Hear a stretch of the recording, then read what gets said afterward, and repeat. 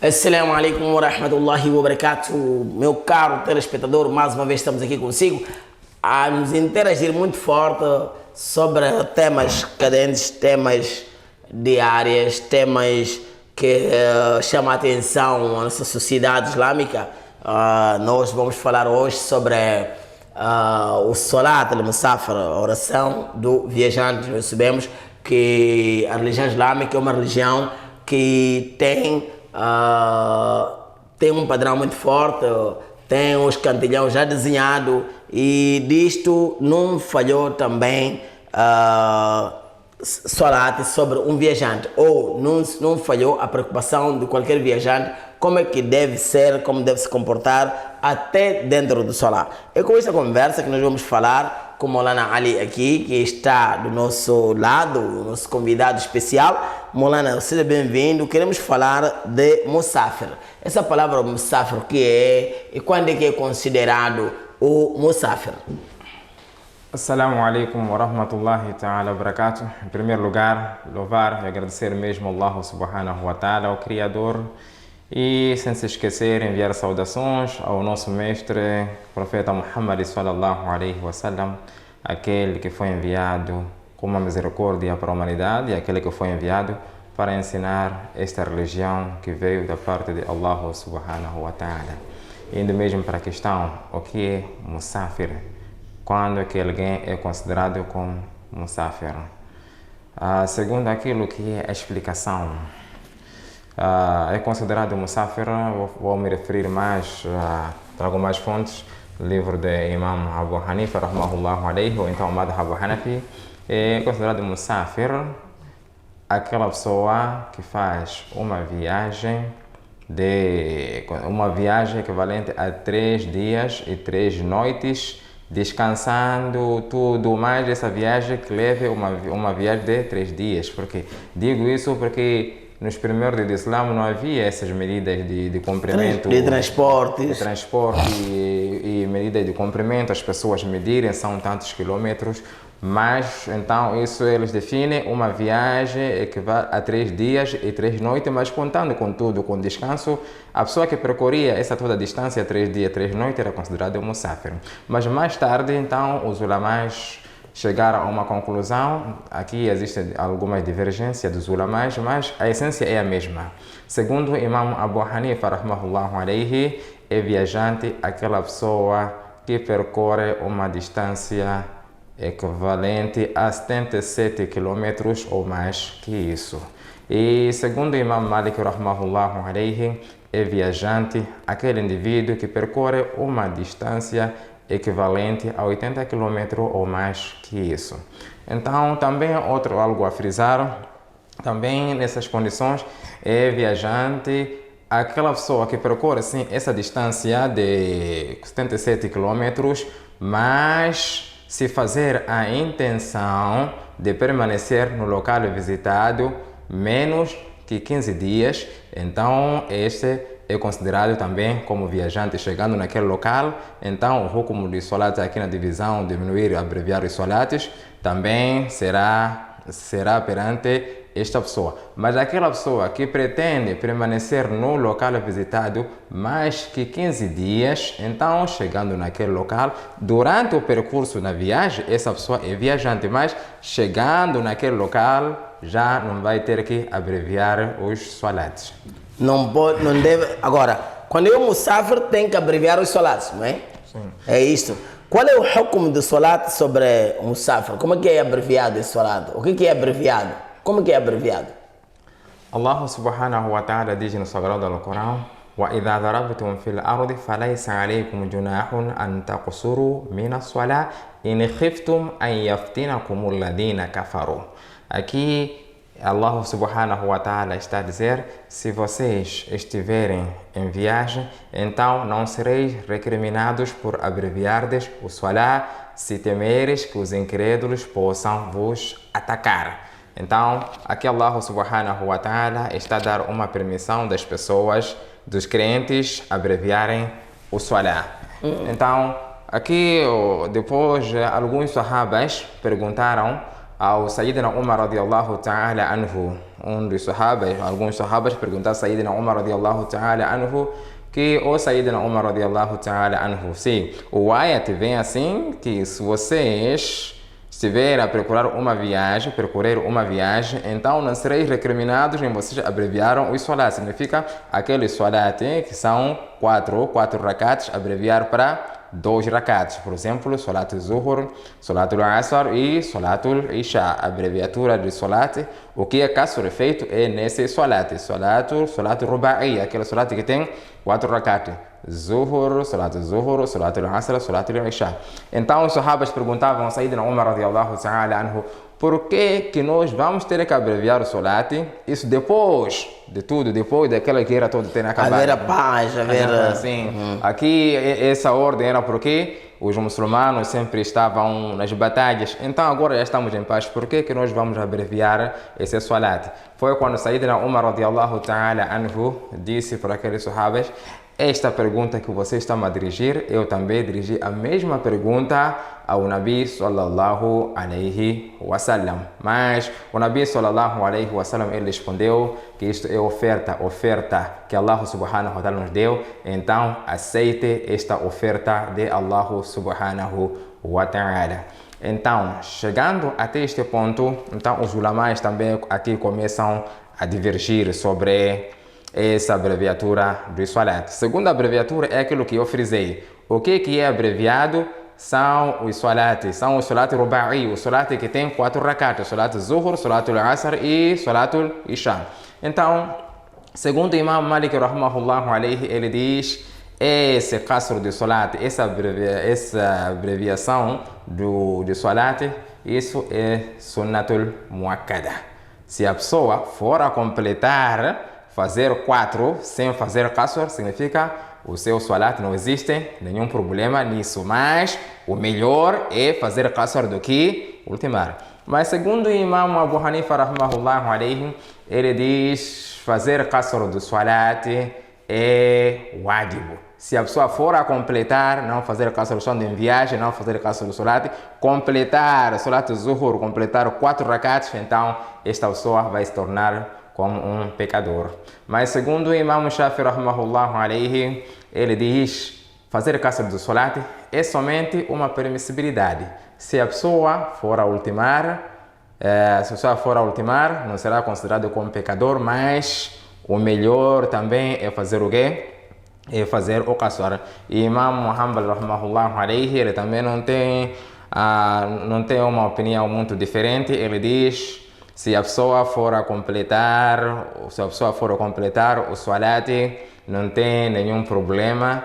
E a pessoa não é considerado como, quer dizer, se completar o salat, isso não é makruh. Essa é uma permissibilidade que Allah subhanahu wa ta'ala deu. Então, o que é abreviado no salat é somente os salat que são os salates obrigatórios, e que tem 4 rakats. E segundo o Imam Abu Hanifa rahmahullah alayhi, ele diz que não existe qasr dos sunnat, não existe qasr do sunnat, não existe qasr dos nawafilis. Ou então, Ibn Umar rahmahullah alayhi, Abdullah ibn Umar, ele diz, ele que certa vez viajou com o Nabi sallallahu alayhi wa sallam, teve uma viagem com o Nabi sallallahu alayhi wa sallam, e que o Nabi sallallahu alayhi wa sallam não fez mais do que 2 rakats. Quer dizer, Nabi sallallahu alayhi wa sallam durante a viagem não rezou mais do que 2 rakats, não aumentou mais do que 2 rakats. Mas ele diz, e durante esta viagem, o Nabi sallallahu alayhi wa sallam não deixou nenhum wajib, nunca desdenhou nenhum wajib e nunca desdenhou nenhum witr. E ele diz, principalmente o sunnat antes de Fajr, o Nabi sallallahu alayhi wa sallam nunca deixou, mesmo quando ele se encontrava em viagem. Então, a partir disso, Imam Abu Hanifa rahmahullah, ele diz que aqui a redução do salat, o qasr, é somente nos salats que são obrigatórios, que tem 4 rakats, mas não existe qasr dos sunnah, dos nawafil, ou então outras orações facultativas, com exceção dos salats, por exemplo, Tahiyatul Masjid ou então os 2 rakats depois do wudu. Com exceção disso, então o Nabi sallallahu alaihi wasallam nunca fez qasr de certos nawafils.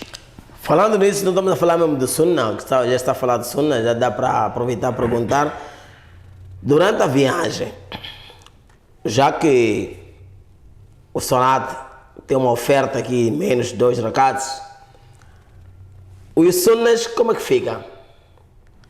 É aquilo que eu falei. Acabou de frisar, Acabei de frisar. de uma forma explanada.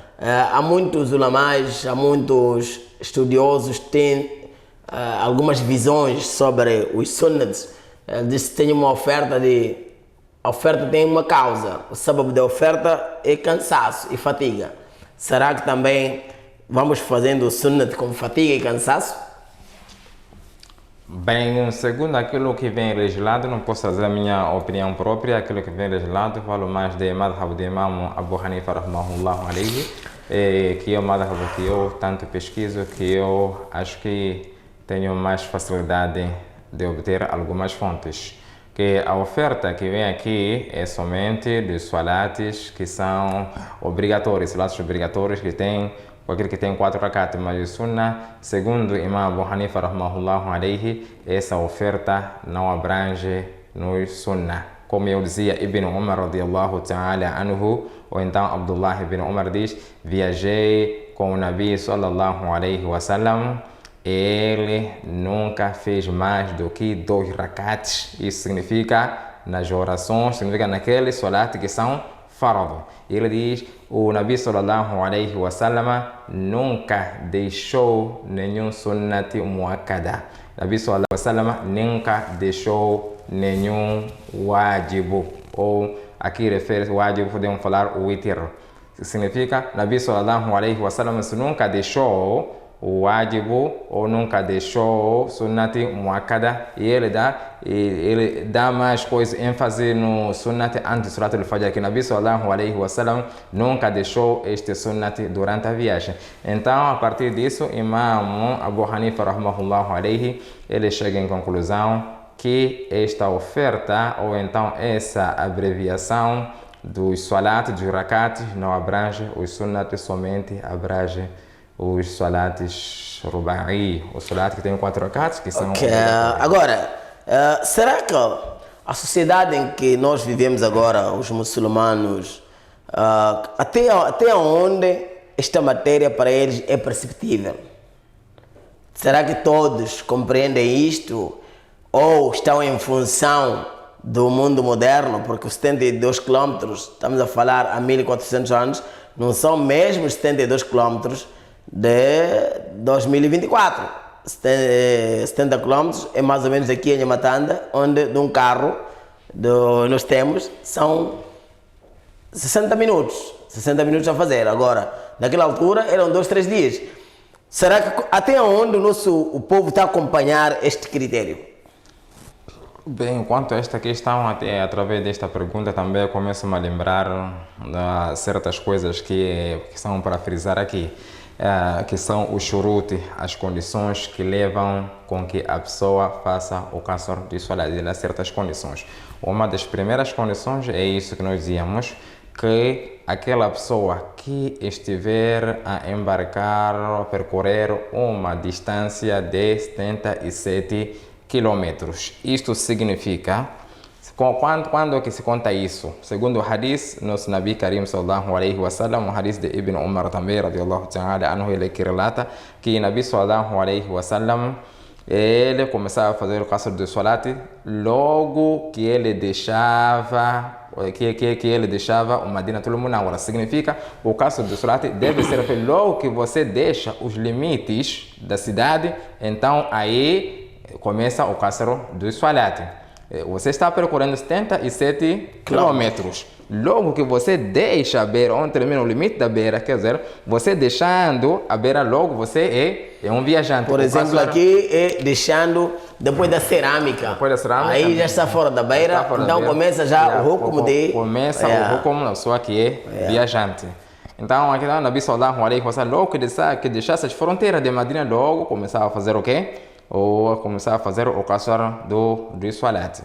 E outra coisa, significa, como eu dizia, outra condição para abreviar o salat, se a pessoa pretende ficar no local visitado menos que 15 dias, então aqui a pessoa também deve fazer o quê? É considerado como viajante, deve... Até voltar. Até voltar, deve começar a dizer o salat, fazer caçar do salat até voltar. Mas se pretende ficar mais que 15 dias, então somente durante a viagem ele pode fazer caçar. Mas chegando naquele local que ele pretende ficar mais que 15 dias, então não irá fazer caçar de salat. E outra coisa, esta viagem que você faz caçar deve ser uma viagem que seja mubah. Uma viagem que você vai fazer algo que é halal. Se você pretende ir lá fazer algo que é haram, vai lá vender drogas ou vai lá matar pessoas, então aqui começa a haver alguma divergência dos ânimos que a pessoa não pode fazer caçar do salat, essa viagem que seja uma viagem haram. Outros começam a defender, não, ele pode fazer caçar, apenas vai ganhar o pecado daquela ação que ele vai fazer lá, mas o caçar ele vai fazer porque ele é viajante. Outros dizem não, que ele não pode fazer caçar do salat porque essa viagem que ele está a percorrer, que ele está a levar, é uma viagem haram.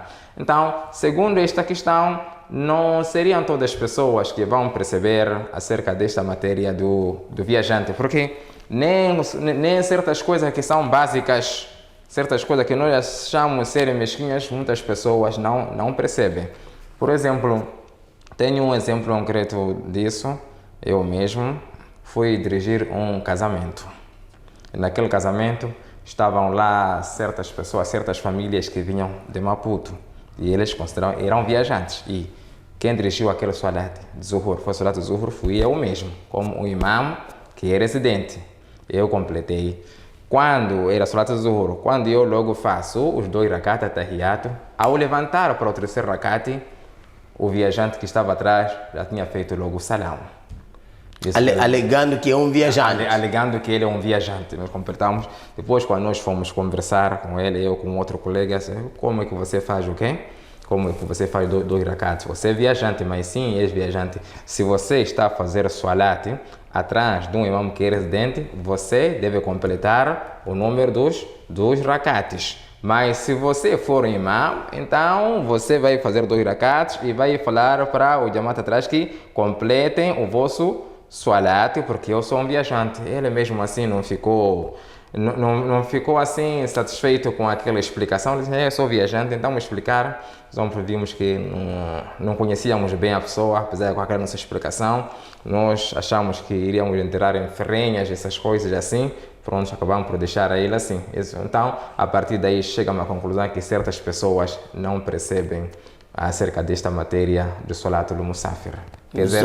Agora, o imam Shafi também é apologista e que não há diminuição de sunnats também? E segundo a matéria, é isso que é segundo a matéria de Imam Shafi rahmahullah alayhi, segundo aquilo que ele diz, é sunnatul muakkada, fazer casar do salat é sunnatul muakkada.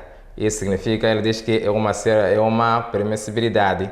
Mas se a pessoa for a ultimar o salat, não há nenhum problema. Mas ele diz fazer o qasr é melhor do que ultimar o salat. Mas se for a ultimar, não tem nenhum problema. Então, quanto aos sunnats, não fui mais além. Ele não vai mais além disso. Porque eu estou a fazer essa pergunta. Existem muitos jovens que estudam nas escolas hanafitas, mas estudam lá como majburs, não tem escolha. Ele estuda, só depois de ele compreender, começa a procurar a sua liberdade. Já não fica imam Abu Hanifa 100%, porque não é o que ele quer. É que nem alguém se preparou a química, mas não era a vocação dele, só que a oportunidade naquele dia, naquela altura, era mesmo para ser, encontrou aquela oportunidade e não tinha vocação para isso. Então quando ele volta, acaba escolhendo o seu rumo, que eu tenho capacidade de investigar, ele diz, não, a minha escolha é esta, mas não diz a ninguém. E começa a comportar como outros imãs quando ele está convosco aqui. Será isso ou muitos jovens só porque estão a fazer coisas assim, baladas, porque não percebem?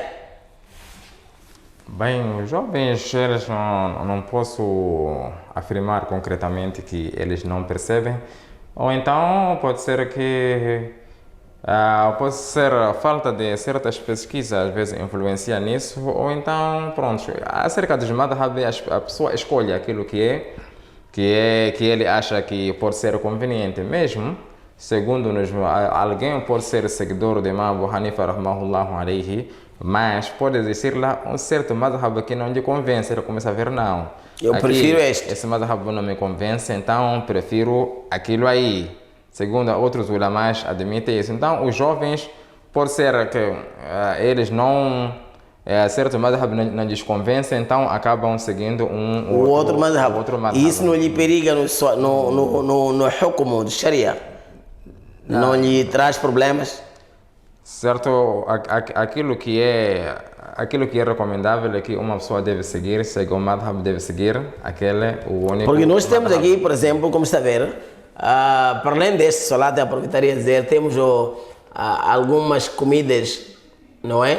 Que alguns peixes que o Imam Abu Hanifa diz que é macru, o Imam Shafi diz que não há problema, em particular muitos árabes no litoral do país, e eles não deixam camarão, de jeito nenhum, não deixam caranguejo, de jeito nenhum, não deixam mussopo, de jeito nenhum.